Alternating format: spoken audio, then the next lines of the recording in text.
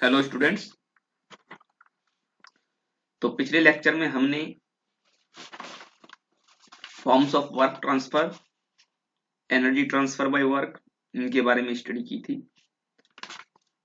और इसके साथ साथ हमने इन एग्जैक्ट डिफरेंशियल के बारे में स्टडी किया था।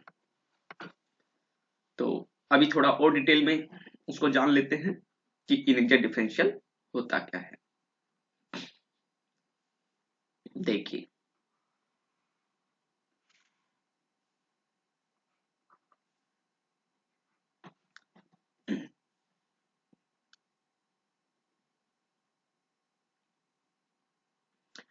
कोई प्रोसेस है, हालांकि इसको हम ऑलरेडी स्टडी कर चुके हैं,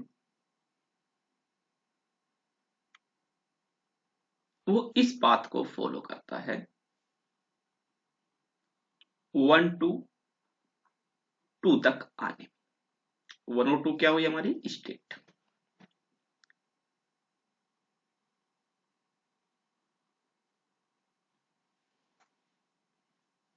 एक दूसरा प्रोसेस है बी, जो कि इस पाथ को फॉलो कर रहा है।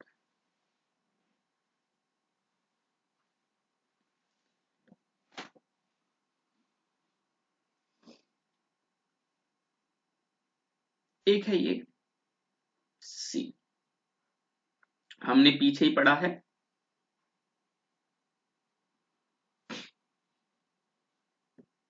कि एरिया अंडर द कर्व ये जो होगा, इसका लेंगे तो यहां तक होगा, इससे लेंगे यहां तक होगा और बॉटम तक, और इससे लेंगे तो यहां से, वो हमारा पीडीवी होगा जो कि वर्क होगा।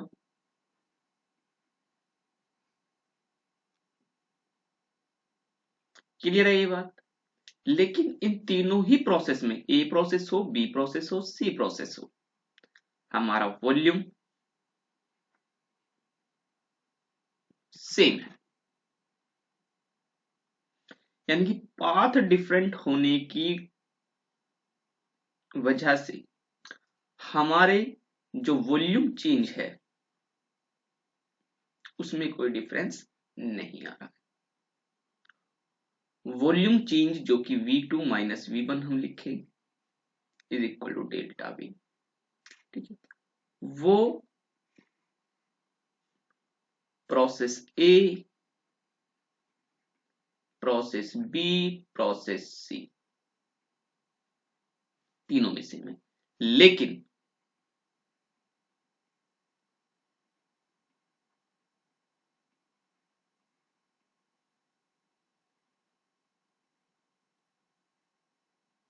डेल्टा W ये अलग अलग है।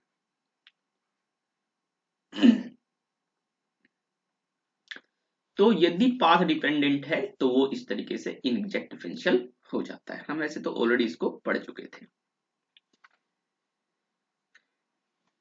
तो यदि हम डीवी के बारे में बात, डेल्टा वी के बारे में बात करें तो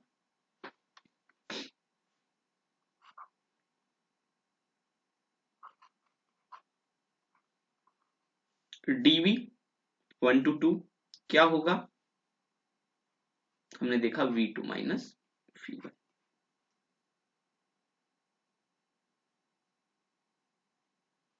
जो कि हमारा डेल्टा V। इंटीग्रल से हम इसको क्या लिखेंगे,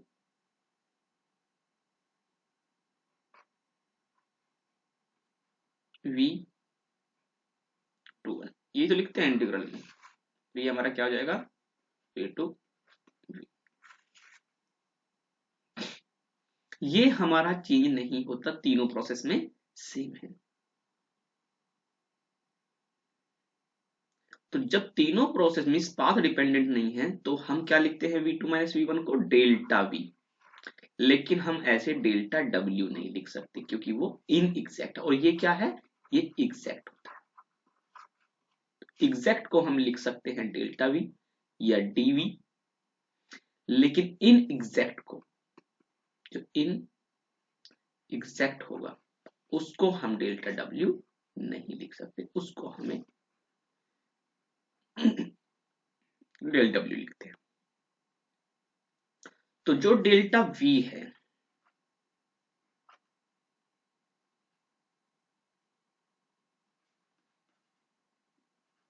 या हम ये कहें, ये हमारे क्या है, इनको हम पॉइंट फंक्शन कहते हैं। ये क्या है हमारा पॉइंट, पॉइंट वन या स्टेट वन, पॉइंट फंक्शन या स्टेट फंक्शन, ये स्टेट टू है। तो ऐसी जो प्रॉपर्टी है जहां पर हमारा वो प्रॉपर्टी पाथ के ऊपर डिपेंड ना करे। सपोज करिए इन तीनों प्रोसेस में टेम्परेचर भी चेंज नहीं होता, इन तीनों प्रोसेस में टेम्परेचर चेंज नहीं होता है, वो सेम रहता है यहाँ पर टू पर आने पर। तो इसका मतलब क्या होता कि डेल्टा टी इस प्रोसेस, इन तीनों प्रोसेस को देखते हुए वो भी हमारा एक एग्जैक्ट डिफरेंशियल हो जाता।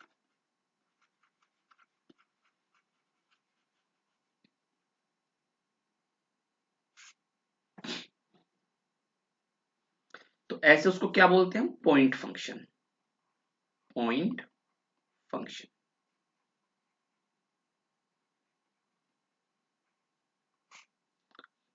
जबकि इन एग्जैक्ट जो होते हैं वो होते हैं पाथ फंक्शन।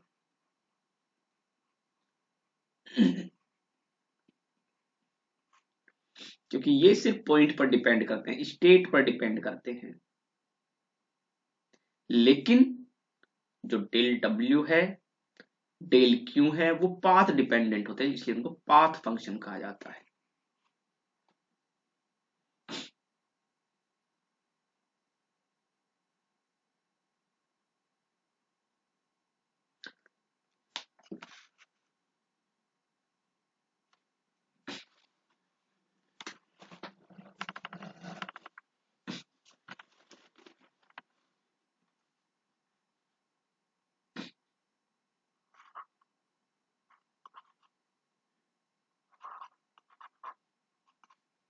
इसको हम क्या लिखते थे, W12।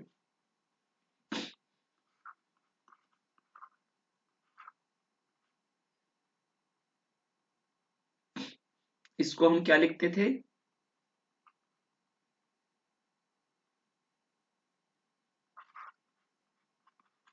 Q12।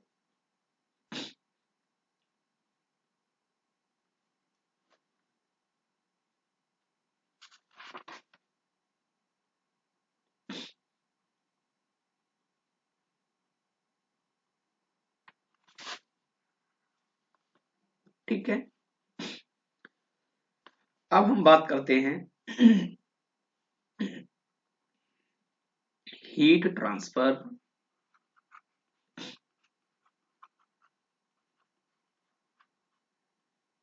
पर यूनिट मास।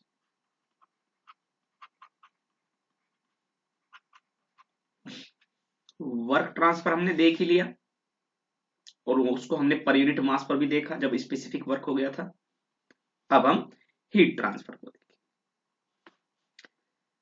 तो देखिए जो क्यू होता है हीट ट्रांसफर,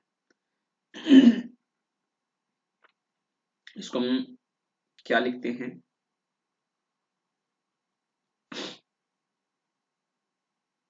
क्यू डॉट, यदि हमें रेट पता है तो into delta T, time duration. Delta क्या, टी क्या है, टाइम ड्यूरेशन, कितने टाइम के लिए हमने हीट को सप्लाई किया।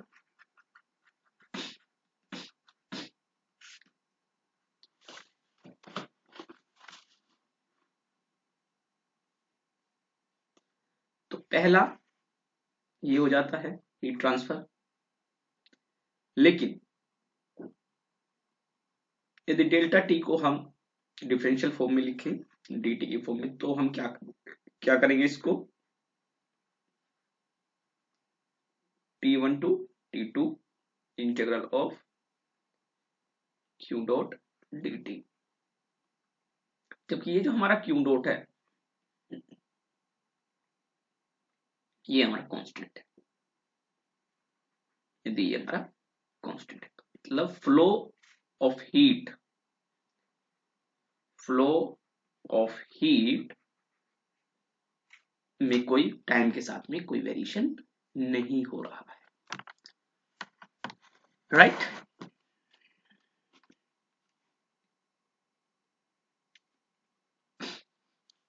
तो ये हमारा इस तरीके से क्या बन जाएगा,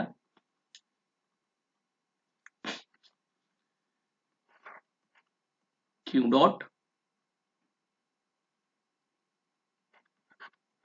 डेल्टा टी। अभी पहले स्टडी किया, लेकिन यदि क्यू डॉट फंक्शन है टाइम का, यदि क्यू डॉट टाइम का फंक्शन है,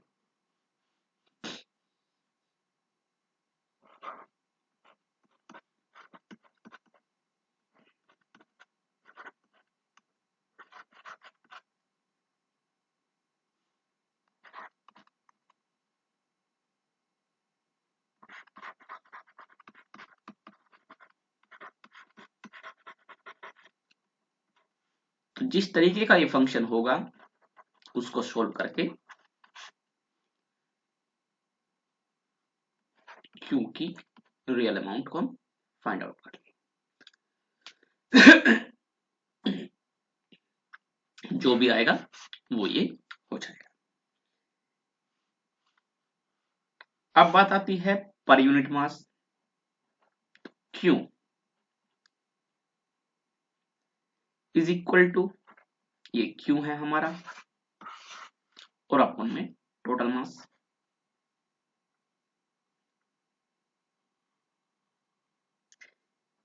किलो जूल। ये सब क्या है, किलो जूल, ये सब किलो जूल में थे।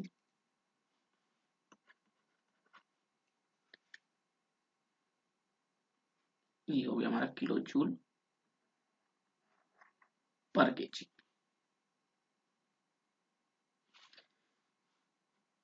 और इसी को हम स्पेसिफिक हीट भी कह देते हैं।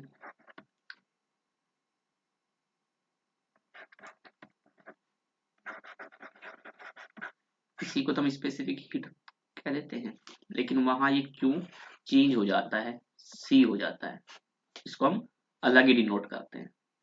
और सी को भी आगे लिक्विड के केस में सी रहता है एवरेज, और यदि हमारे पास गैस है तो वहां पर सीपीसीवी। जिस भी तरीके का प्रोसेस है हमने ऑलरेडी इसको स्टडी कर लिया है। तो ये हो गया हमारा हीट ट्रांसफर पर यूनिट मास।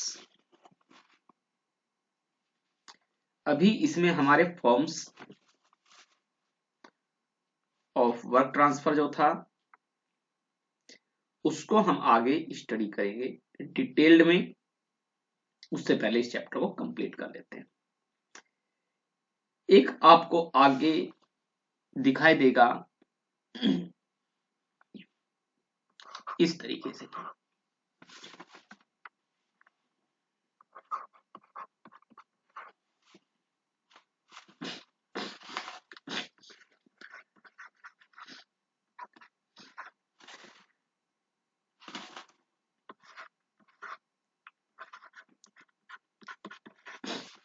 ये जो सिंबल है ये साइक्लिक इंटीग्रल को शो करता है, साइक्लिक इंटीग्रल।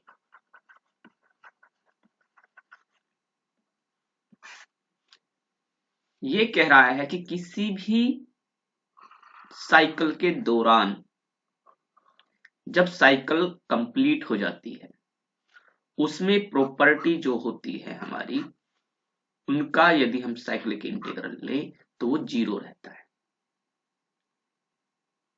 अब आपको ये साइक्लिक इंटीग्रल क्या होगा, तो इसके बाद हम इसको स्टडी करेंगे।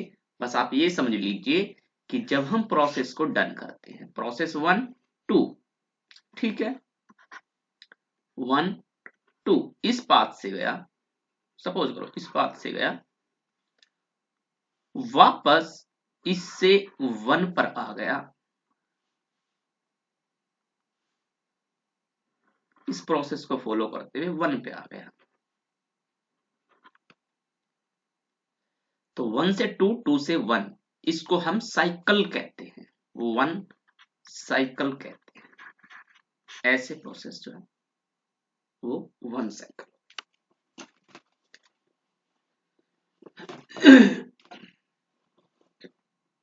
तो आगे आगे डिटेल में हम साइकिल के बारे में जानेंगे। ये तो आपको सिर्फ एक ओवरव्यू दिया गया है कि वापस उसी पर आ जाना, दूसरे प्रोसेस को फॉलो करते हुए पहली स्टेट पर ही आ जाने को हम साइकिल कहते हैं। अब इसमें 2 प्रोसेस अभी हमने दिखाए, इसमें 3 भी हो सकते हैं, इसमें 4 भी हो सकते हैं, आप 5 करिए जितना मर्जी, मतलब होना चाहिए, लेकिन आपका इनिशियल पॉइंट और फाइनल पॉइंट वही यदि है तो उस टाइम में यहां से यहीं आया तो डीवी डीपी डीटी यहां इस पॉइंट पर डीवी डीपी डीटी ये चेंज नहीं होते, हालांकि प्रोसेस हो चुके हैं कंप्लीट, लेकिन ये चीज नहीं होते। तो इस तरीके से इनको शो करते हैं हम इससे साइक्लिक इंटीग्रल से। ये सिर्फ इस चीज को शो कर रहा है कि ये चीजें हमारी चेंज नहीं होती यदि इस तरीके से प्रोसेस वापस वहीं पर आ जाता है। क्लियर है?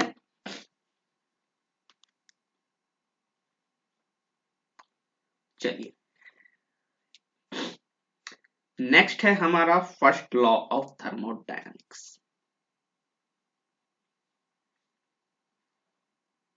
फर्स्ट लॉ ऑफ थर्मोडायनामिक्स, इसको हम नेक्स्ट चैप्टर में करने वाले हैं और ये इस चैप्टर का और इस सब्जेक्ट का मेन कॉन्सेप्ट है। तो हम इसको नेक्स्ट लेक्चर में डन करेंगे। Okay, thank you.